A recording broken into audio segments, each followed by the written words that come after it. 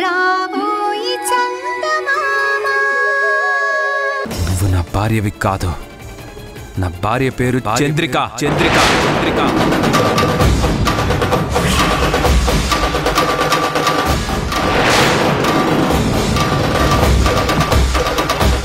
నీకు నాకు ఏ సంబంధం లేదు.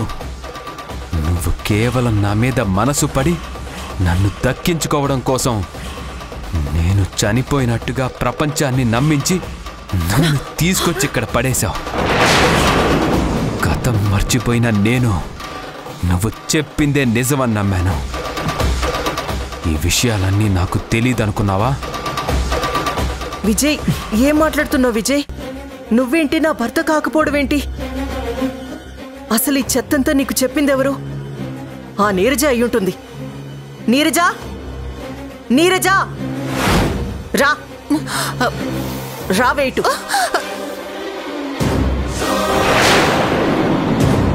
ఏం చెప్పావే? నా విజయ్కి నా మీద ఏవే నూరిపోసావు? నేను ఆయన భార్యని కాదా? తన భార్య పేరు చంద్రిక. ఏం చెప్పావే నువ్వు? ఏమో మేడం, నాకేం తెలీదు. ఏ నోరు ముయ్యవే. నీకు తెలీదా? అసలు నీకు తెలియకుండా ఎలా ఉంటుంది? ఈ ఇంట్లో నువ్వు నేను విజయ్ తప్ప ఇంకెవరున్నారు? ఖచ్చితంగా నువ్వే చెప్పుంటావు. నిన్ను అది కాదు విజయ్. నోరు మూస్తావా? నీరజ మీద చెయ్యి పడిందంటే నీ చెయ్యి విరిచేస్తాను. లేదు విజయ్, తను చెప్పిన మాటలన్నీ అబద్ధం. నీకు నేను తప్ప ఇంకెవరూ లేరు విజయ్. నేనే నీ భార్యని. మనిద్దరికి పెళ్ళయింది. కావాలంటే శుభలేఖ చూపించినా? శుభలేఖ కాదే. నువ్వు ఏం తీసుకొచ్చి చూపించినా నేను నీ మాట మాత్రం నమ్మను. నువ్వేంటో నీ బ్రతుకేంటో నాకు తెలిసిపోయింది. అది కాదు అసలు. ఒక్క నిమిషం బాబు, ఒక్క నిమిషం. దయచేసి మీ చేతుల్ని మట్టి చేసుకోవద్దు బాబు. నాకు ఒక్క అవకాశం ఇస్తారా? Please please please please please బాబు. ఎన్నో రోజుల నుంచి ఎదురు చూస్తున్నాను. ఇప్పటిదాకా నన్ను కూరలో కరివేపాకులాగా, బిర్యానీలో బిర్యానీ ఆకులాగా వాడి పడేసిందే తప్ప నాకంటూ ఒక గుర్తింపు లేకుండా చేసింది. ఎంతసేపు నేను పని మనిషిని కాదు, మీ సొంత మనిషిని అంటున్నా కానీ వినకుండా నన్ను పని మనిషిలాగే చిత్రీకరించింది. ఇలాంటి దాన్ని ఊరికే వదిలిపెట్టకూడదు. నాకు ఒక్క అవకాశం ఇవ్వండి. ఇన్నాళ్ళ నా కోసి కోపం తీర్చుకోవాలి. ప్లీజ్ బాబు.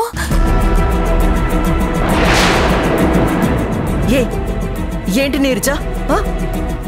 ఏం చేస్తావు? ఏం చేస్తానా బాబు? మీకు ఓకేనా? ఓకే. ఏంటే నన్ను పని మనిషిని చేస్తావా? నా కూతుర్ని చంపుతానంటావా?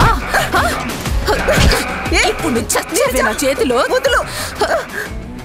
నన్నెంత టార్చర్ పెట్టావే? నిన్ను వదిలిపెట్టనే. నీరజా వదులు. అరిచేపట్టి చంపేస్తాను నిన్ను. కొట్టించుకోవాలి. ఈ రోజు నా చేతిలో నువ్వు చచ్చావే. నిన్ను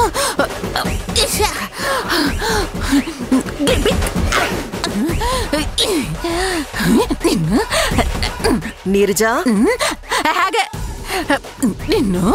నేనేం చేస్తాను చూడు. నీరజా,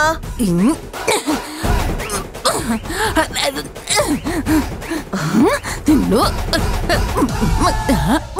అమ్మా అమ్మా.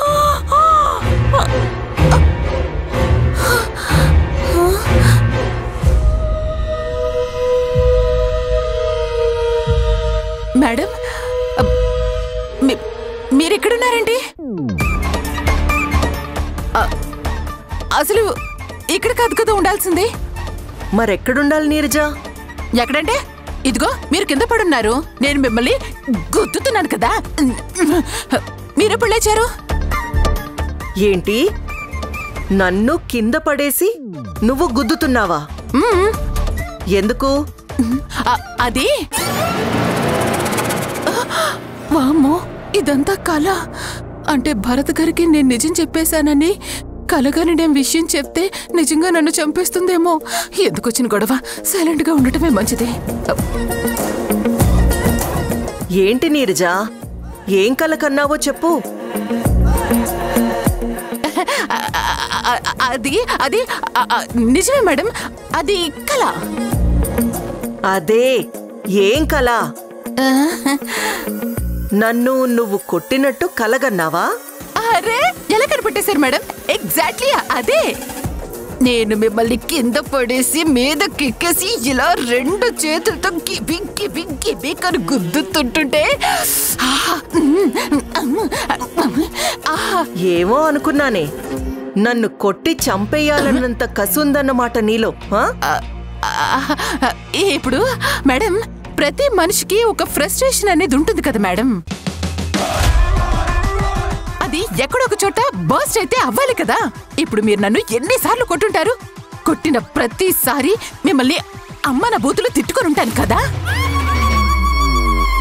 అవకాశం దొరికితే మిమ్మల్ని చావు కొట్టేద్దామని ఎన్నిసార్లు అనుకుని ఉంటాను. అలా అనుకున్నది ప్రతిసారి కల్లో అయినా తీర్చుకోకపోతే ఎలా మేడం? దీన్ని మీరు తప్పు పట్టాల్సిన పనే లేదు. It's quite natural ma'am. అవునా? నీరజా, నన్ను ఎలా కొట్టావే ఒక్కసారి చూపించవా? మీకు కూడా చూడాలని ఉంది కదా, నాకు కూడా చూపించాలని ఉంది మేడం. మిమ్మల్ని ఇలా పైకెత్తి మిమ్మల్ని పట్టుకొని దబ్బి దబ్బి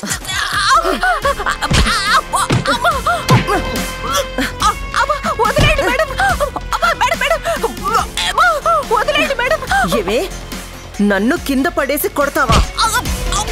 ఎంత ధైర్యమే నీకు? నన్ను ఎంత ధైర్యమే నీకు? కలలో కూడా అలా ఊహించుకోవడానికి వీల్లేదు. నీ కూతురు నా చేతిలో ఉంది, ఆ విషయం మర్చిపోయావా?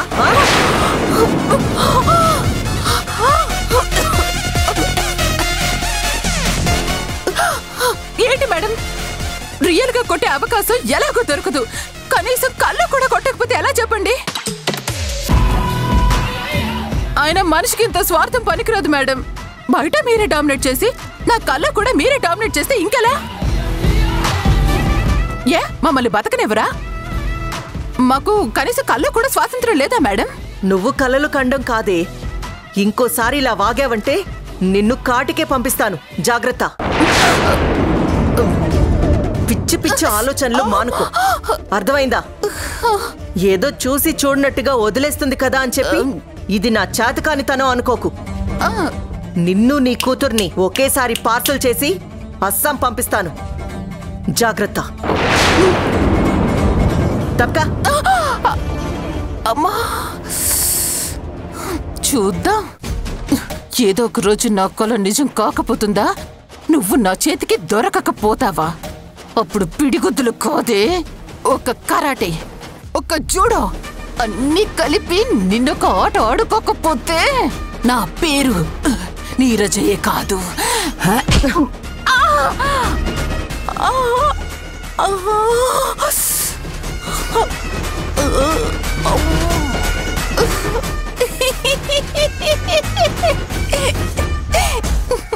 You're naughty.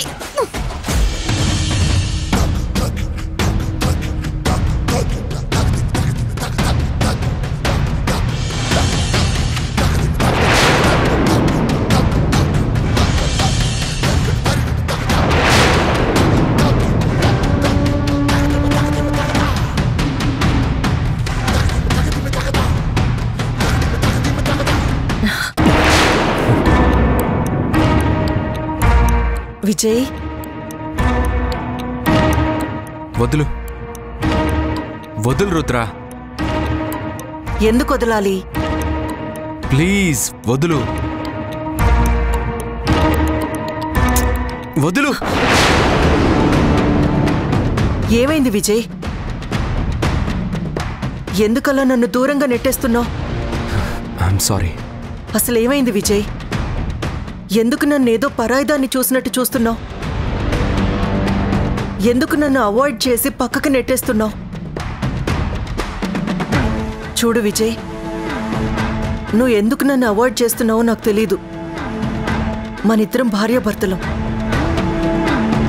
మనిద్దరం ఎంత సంతోషంగా ఉండాల్సింది. అలాంటిది నన్నిలా పరాయిదాన్లా చూస్తుంటే నాకెంత బాధగా ఉంటుందో ఒక్కసారి ఆలోచించు. ఐఎమ్ సారీ రుద్ర, నీ బాధ నేను అర్థం చేసుకోగలను. కానీ నా బాధని నువ్వు కొంచెం అర్థం చేసుకోవాలి. చెప్పాను కదా, నేనెందుకో నీకు దగ్గర కాలేకపోతున్నాను. నాకు కొంచెం టైం కావాలి. ప్లీజ్ రుద్ర. ఎంతకాలం విజయ్? నీకోసం నేను ఎంతలా ఎదురు చూస్తున్నానో తెలుసా? నీకోసం, నీ ప్రేమ కోసం ఒక పిచ్చిదానిలా ఎదురు చూస్తున్నాను. నీకో నిజం చెప్పనా? నాకు నీతో క్లోజ్గా ఉండాలనుంది. కానీ ఎందుకో తెలీదు, నువ్వు అలా దగ్గరకొచ్చి నా మీద చెయ్యి వేయగానే ఏదో తెలియని చిరాకు, ఒంటి మీద ఏదో తేళ్లు జరులు పాకుతున్న ఫీలింగ్ వస్తోంది.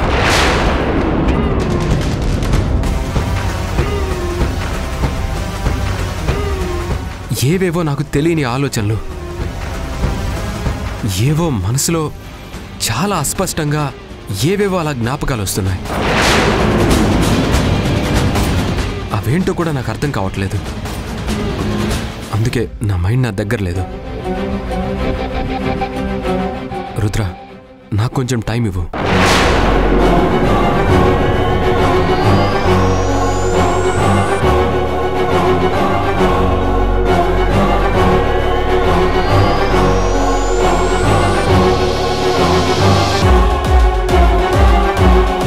అది డాక్టర్, నా పరిస్థితి. తనకి మాత్రం నేను దగ్గర కాలేకపోతున్నాను. మీరేం చేస్తారో నాకు తెలీదు. తన పాత జ్ఞాపకాలన్నీ మర్చిపోవాలి. మీరు దానికోసం ఎలాంటి ట్రీట్మెంట్ ఇస్తారో చెప్పండి.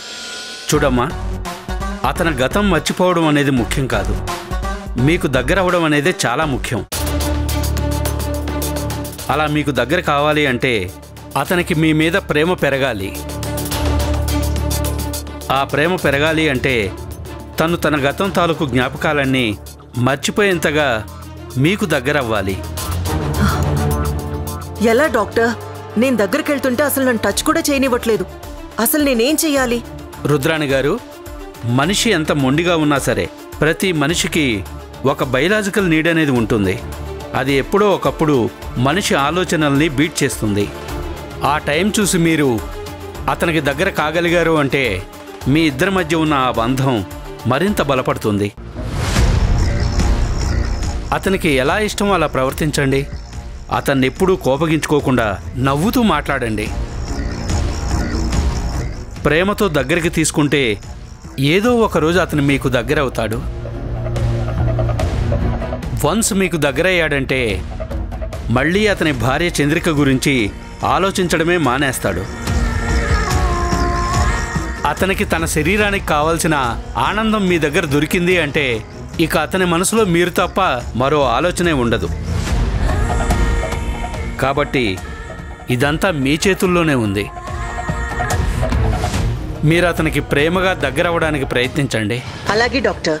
సరే, నేను బయలుదేరుతాను రుద్రాణి గారు.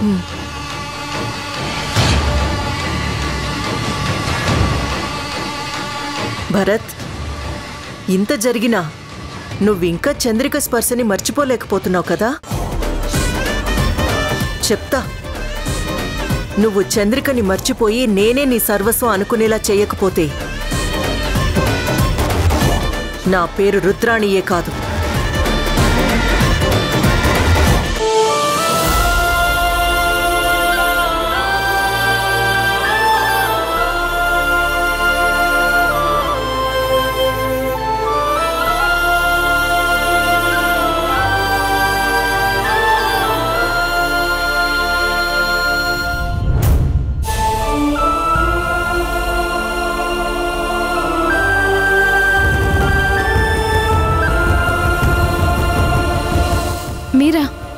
మీరేంటిలా? తీసుకోండి, పర్వాలేదు. అది కాదండి, మీరిక్కడికి రావడం ఏంటి? అసలు మీరు కాఫీ తీసుకురావడం ఏంటి? అదేంటండి, నేను కాఫీ ఇవ్వకూడదా? అది కాదండి అత్తయ్య. మీ అత్తయ్య గారిని అడిగే కాఫీ తీసుకొచ్చాను. మీరేం కంగారు పడకండి. అది కాదండి, మీరు ఆఫీస్కి వస్తున్నారు కదా అని నేను సంతోషించే లోపలే అలా కార్ దిగి వెళ్ళిపోయారండి. మీరలా కార్ దిగి వెళ్ళిపోతుంటే నేనేం మాట్లాడాలో కూడా నాకు అర్థం కాలేదు. కనీసం ఆ తర్వాత అయినా మీరు ఆఫీస్కి వస్తారేమో అని అనుకున్నాను. కానీ మీరు ఆటో ఎక్కి ఇంటికి వచ్చేస్తారని అస్సలు అనుకోలేదు. మీరెంతసేపటికి ఆఫీస్కి రాకపోతే ఎక్కడికి వెళ్ళిపోయారో ఏమైపోయారో అని కంగారు పడి మీ అత్తయ్య గారికి ఫోన్ చేశాను. మీరు క్షేమంగా ఇంటికి చేరారని ఆవిడ చెప్పిన తర్వాతే నేను కూల్ అయ్యాను. ఐఎమ్ సారీ అండి. అయ్యో సారీ ఎందుకండి? మూడు బాలేదు, ఇంటికి వెళ్తానని చెప్తే నేను కొంచెం కూల్గా ఉండేవాణ్ణి. కానీ ఆఫీస్కి వస్తానన్న మనిషి రాకపోయేసరికి కాస్త కంగారు పడ్డాను. నేను ఆఫీస్కి వచ్చే మూడ్లో లేనండి. వచ్చినా అక్కడ వర్క్ చేయలేను, అందుకే. I know your situation. మీరు ఎంత లోన్లీగా ఫీల్ అవుతున్నారో, మీ మనసులో ఎంత బాధ ఉందో నేను అర్థం చేసుకోగలను. ఎందుకంటే మీరున్న స్థానంలోనే ఒకప్పుడు నేను ఉన్నాను. మనం ప్రేమించిన మనిషి మన కళ్ళెదుటే మనకు దూరం అయిపోతే ఆ బాధ ఎంత భయంకరంగా ఉంటుందో మీకంటే ముందు నేను అనుభవించానండి. నా కళ్ళ ముందే నేను ప్రేమించిన నా భార్య యాక్సిడెంట్లో చనిపోతే నేను తట్టుకోలేకపోయాను. కొద్ది రోజులు నేను కూడా కోమాలోకి వెళ్ళిపోయాను తెలుసా. నేను కోమాలోంచి బయటపడినా నా ఆలోచనలన్నీ నా భార్య చుట్టూనే తిరుగుతూ ఉండేవి. తను లేకపోతే నాకు ఈ ప్రపంచమంతా శూన్యం అనిపించింది. మనసుకి ఎంత నచ్చజెప్పుకున్నా బ్రతకడం నా వల్ల కాలేదు. మీకింకా ఒక పాప ఉంది. కనీసం ఆ పాపలోనైనా మీ భర్తని మీరు చూసుకోవచ్చు. కానీ మాకు పిల్లలు కూడా లేరు. ఒకసారి నా పరిస్థితి ఏంటో ఆలోచించండి. ఈ ప్రపంచాన్ని వదిలేసి నా భార్య దగ్గరికి నేను వెళ్ళిపోదాం అనుకున్నాను. సూసైడ్కి కూడా ప్రయత్నించాను. కానీ నేను నిజంగా సూసైడ్ చేసుకుని నా భార్య దగ్గరికి వెళ్ళిపోయింటే నా భార్య నన్ను ఖచ్చితంగా ద్వేషించేది. అదేంటండి? అవునండి, మనల్ని ప్రేమించిన వాళ్ళు మనం బాగుండాలని కోరుకుంటారు. నిండు నూరేళ్లు బ్రతకాలని ఆశిస్తారు. మనం ప్రేమించిన మనుషులు దూరం అయిపోతే మనం బ్రతికుండడంలో అర్థం ఉందంటారా? ఒక మనిషి ప్రాణం పోకుండా నిలబెట్టడానికి ఒక్క మెడిసిన్ చాలు. అలాగే మనసు గాయపడ్డ మనిషి మళ్ళీ బ్రతుకు సాగించడానికి దూరమైన మనిషి జ్ఞాపకాలు చాలు. ఈ ప్రపంచంలో ప్రతి మనిషి ఏదో ఒక రోజు చచ్చిపోక తప్పదండి. కాకపోతే ఒకళ్ళు ముందు వెళ్తారు, ఆ తర్వాత ఇంకొకళ్ళు. మనకంటే ముందు పోయిన వాళ్ళు మనం మర్చిపోలేని కొన్ని తీపి జ్ఞాపకాల్ని, గుర్తుల్ని మిగిల్చి వెళ్తారు. వాటిని నెమరేసుకుంటూ మన జీవితాన్ని మనం కొనసాగించాలి. నేను కూడా ఎవరి కోసం బ్రతకాలి? అరే, నాకంటూ ఈ ప్రపంచంలో ఎవరున్నారని నేను చాలా బాధపడ్డాను. కానీ నా మనసుని రాయి చేసుకున్నాను.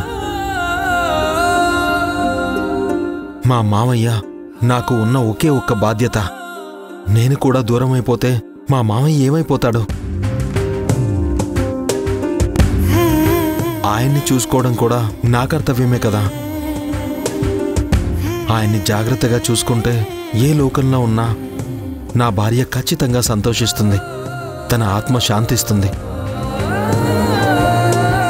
తనుంటే వాళ్ళ నాన్నని ఎంత బాగా చూసుకునేదో అలాగే నేను కూడా మా మావయ్యని చూసుకోవడం మొదలుపెట్టాను. మొదట్లో కొంచెం కష్టంగానే ఉండేది.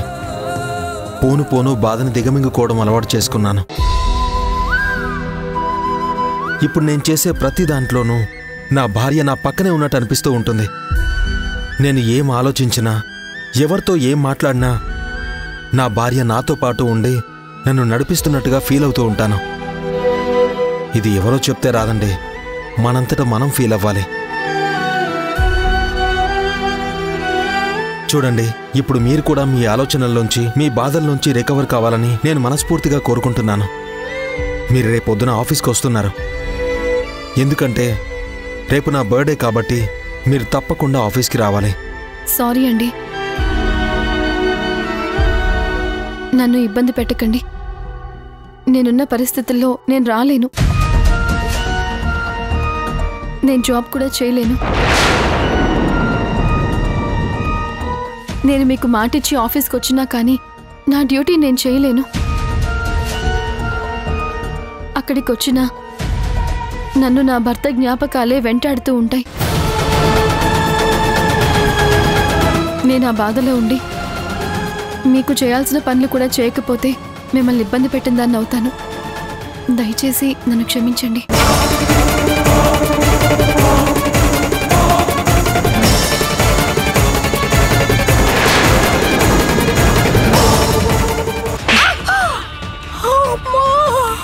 మేడం, నోరు ముయ్యవే. నోరెత్తావంటే చంపేస్తాను. అసలు నీకెంత ధైర్యం ఉంటే భరత్ని బయటికి పంపిస్తావే? నేనెక్కడ పంపించాను మేడం? నేనే వెళ్తా అని వెళ్ళిపోయాడు. మీ సంగతి తెలిసి కూడా నేనెందుకు ఈ పని చేస్తాను?